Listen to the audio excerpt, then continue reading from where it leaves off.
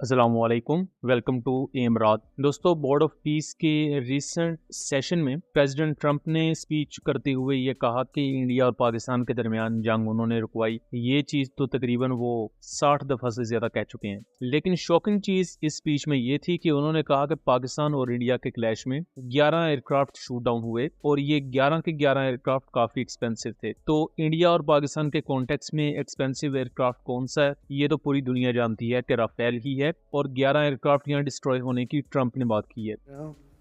Bad things happen. So, Prime Minister, I want to thank you because that was a very big deal. People have no idea. A lot of them say, "Oh, well, they weren't fighting. They were fighting. 11 jets were shot down, very expensive jets, and they were all in. Both of them were all in, and now they're not." Trump हर आने वाले दिन के साथ जहाज़ों की तादाद बढ़ाता क्यों जा रहा है और क्यों ट्रंप बेसिकली इस वक्त नाराज है इंडिया पर, खास तौर पर फ्रांस की डील को लेकर, और किस तरह फ्रांस के साथ जो डील की इंडिया ने राफेल एयरक्राफ्ट को लेकर और दूसरे इक्विपमेंट पर, वो पाकिस्तान के लिए काफी ज्यादा अहम है, खास तौर पर दूसरे यूरोपियन कंट्रीज के साथ डिफेंस डील्स। देन यूएस ने जिस तरह F-16 की अपग्रेड पाकिस्तान को ग्रांट की, और ऑब्वियसली पाकिस्तान की अपनी इंडिजिनाइजेशन, और चाइना, टर्की जैसे कंट्रीज के साथ सोवरेन डील्स जो पाकिस्तान करता है। सबसे पहले हमें यह समझना होगा कि अमेरिका और यूरोपियन कंट्रीज किस आइडियोलॉजी पर काम करती हैं। तो बेसिकली इनका इकोनॉमिक मॉडल कैपिटलिज्म कहलाता है, जिसमें प्राइवेट एंटिटीज के पास कंप्लीट कंट्रोल होता है, उन्हें कंप्लीट फ्रीडम दिया जाता है कि वो अपने लिहाज से जैसे चाहें बिजनेस कर सकें। उस बिजनेस में से वो टैक्स गवर्नमेंट को पे करती हैं। अब किसी भी मुल्क का बिजनेस जायंट जितना ज्यादा वॉल्यूम रखता होगा या जितना ज्यादा उसका बिजनेस होगा, जितनी ज्यादा आउटपुट वो दे रहा होगा, उतना ही ज्यादा वो मुल्क को फायदा देता है। अब आपके सामने ये एक डाटा शीट है जिसमें पिछले कुछ सालों की इंडिया की बड़ी डिफेंस डील्स नोट डाउन की हुई हैं। इसमें सबसे पहली डील है 2016 में फ्रांस के साथ $8.7 बिलियन की, जिसके अंदर इंडिया को 36 राफेल, उनका वेपन पैकेज, उनकी ट्रेनिंग प्रोवाइड की गई थी फ्रांस की तरफ से। फिर दूसरी डील 2018 में हुई। ये मेजर डील्स हैं, इनके दौरान दूसरी डिफेंस डील्स भी इंडिया की होती रही हैं। दूसरी डील रशिया के साथ हुई 2018 में $5.43 बिलियन की, और इसमें 5 स्क्वाड्रन्स इंडिया ने खरीदे S-400 long range air defence systems के, जिसके रेडार्स को पाकिस्तान ने डिस्ट्रॉय भी किया मई 2025 के क्लैशेस में। 2024 में तीसरी बड़ी डील अमेरिका के साथ इंडिया ने साइन की $3.5 बिलियन की, और इसमें 31 MQ-9B high altitude long endurance unmanned combat aerial systems India ने खरीदे। चौथी बड़ी डील 2026 में साइन की गई है रिसेंटली इजराइल के साथ, और ये डील $8.6 बिलियन की है, जिसमें एयर टू ग्राउंड बैलिस्टिक और क्रूज मिसाइल्स और दूसरे मल्टीपल वेपन सिस्टम्स इंडिया खरीद रहा है इजराइल से। फिर उसके बाद रिसेंट 2026 में एक और डील इंडिया ने फ्रांस के साथ साइन की अराउंड 39.7 या $40 बिलियन की, और इसमें 114 राफेल एयरक्राफ्ट, स्कैल्प मिसाइल्स और दूसरा इक्विपमेंट इंडिया फ्रांस से खरीदेगा। और इस वक्त AI समिट के लिए फ्रेंच प्रेसिडेंट मैक्रोन इंडिया में भी आए हुए हैं। अब आप ये सोच के देखें कि अमेरिका बहुत लंबे अरसे से इंडिया के साथ निगोशिएशंस में था, और अमेरिका को बहुत ज्यादा उम्मीद थी कि इंडियन आर्मी स्ट्राइकर व्हीकल्स, फिर इंडियन एयरफोर्स और नेवी उनके MQ-9 drones, then India even उनका F-35 खरीदेगा, रशियन S-400 को किक आउट कर देगा, और रशिया के साथ वो अपने ताल्लुकात को लिमिटेड कर देंगे। लेकिन वैसा नहीं हुआ, क्योंकि ऑब्वियसली इंडिया को भी ये चीज पता है कि अमेरिका पर 100% यकीन नहीं किया जा सकता।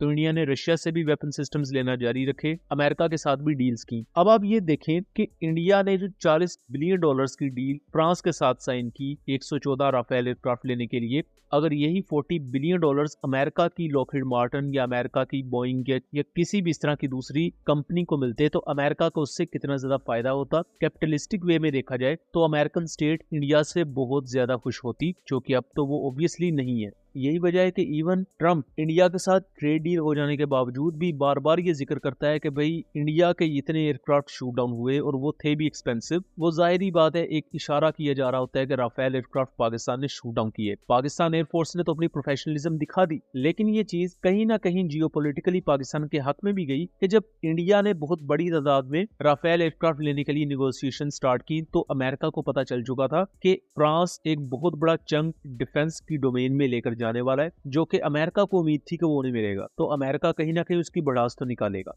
अमेरिका ने इस पूरी सिचुएशन को काउंटर करने के लिए क्या किया कि दिसंबर 2025 में अनाउंस किया $680 मिलियन का एक पैकेज, जो कि पाकिस्तानी F-16 को प्रोवाइड किया जाएगा। इसमें नेक्स्ट जनरेशन लिंक 16 के जॉइंट टैक्टिकल रेडियो सिस्टम्स या tactical data link systems provide किए गए, नेक्स्ट जनरेशन मिसाइल अडेप्टर्स जिनके साथ AIM-120D और D3 जैसे long range BVR missiles, AIM-9X sidewinder high boresight missiles Pakistani F-16 भी लॉन्च कर पाएंगे, next generation identification of friend and foe system, जिसकी वजह से F-16 मॉडर्न कॉम्बैट में ये पता लगवा सकते हैं कि हमारी एयरफोर्स का एयरक्राफ्ट कौन सा है और एनिमी की एयरफोर्स का एयरक्राफ्ट कौन सा है, बिकॉज नॉर्मल रेडार स्क्रीन पर बहुत ही ज्यादा कॉम्प्लेक्स पिक्चर नजर आ रही होती है। तो ऐसी सिचुएशन में आपको पता होना चाहिए कि आपका एयरक्राफ्ट कौन सा है और एनिमी कंट्री का एयरक्राफ्ट कौन सा है, ताकि आपके लिए रूल्स ऑफ एंगेजमेंट ज्यादा इजी हो। अदरवाइज नताइज इंडिया वाले ही निकलेंगे कि आप 2019 की तरह अपना ही हेलीकॉप्टर शूट डाउन करके बडगाम में उसका मलबा गिरा देंगे। तो यहाँ ट्रंप जो बार बार 11 एयरक्राफ्ट का जिक्र कर रहा है, बेसिकली ये ट्रंप की आप फ्रस्ट्रेशन कह लें या उसका गुस्सा कह लें कि उसे उन $40 बिलियन का गुस्सा है जो इस वक्त फ्रांस जा रहे हैं। ये $40 billion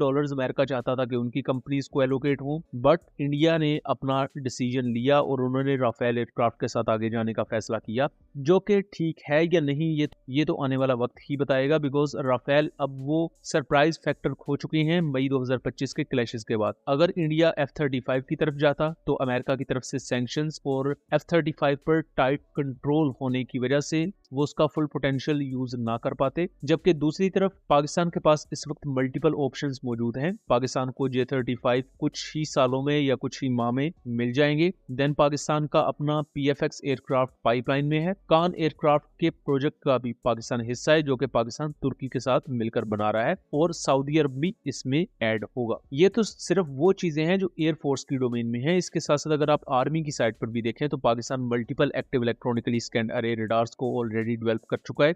short to medium range air defence systems पर काम चल रहा है। नेवल साइड पर भी देखा जाए तो पाकिस्तान तुर्की के साथ मिलकर मल्टीपल कॉर्वेट्स और इवन जना क्लास फ्रिगेट पर भी काम कर रहा है। तो ये वो तमाम चीजें हैं जो पाकिस्तान कम बजट में कर रहा है, बिकॉज पाकिस्तान के पास इस वक्त रिलायबल पार्टनर्स भी हैं और मल्टीपल ऐसे ऑप्शंस भी हैं, जिसकी वजह से कम फंड्स के होते हुए भी पाकिस्तान अपनी नेशनल सिक्योरिटी को गार्ड कर पा रहा है। जबकि दूसरी तरफ इंडिया के लिए सिचुएशन खराब होती जा रही है, और इंडिया के लिए ये चीज भी काफी ज्यादा शॉकिंग थी कि प्रेसिडेंट ट्रंप खुद पाकिस्तान को F-16 की अपग्रेडेशन का पैकेज अप्रूव करके देंगे, और ये चीज पाकिस्तान की F-16 फ्लीट के लिए एक नेक्स्ट जनरेशन बूस्ट है, जिसकी वजह से पाकिस्तानी F-16 न सिर्फ 2040-45 तक ऑपरेशनल रह सकते हैं, बल्कि बेसिक विंडो वो ओपन हो चुकी है कि जहां ब्लॉक 70 की अपग्रेडेशनल किट्स या ब्लॉक 70 की टेक्नोलॉजीज इजीली पाकिस्तान के मौजूदा F-16 में इनकॉर्पोरेट की जा सकती हैं। और ये चीज इंडिया के वो जो राफेल एयरक्राफ्ट या 114 न्यू राफेल का एक एज है, ये जिसे वो एज समझते हैं, वो एज सिरे से ही खत्म कर देते हैं, बिकॉज J-10C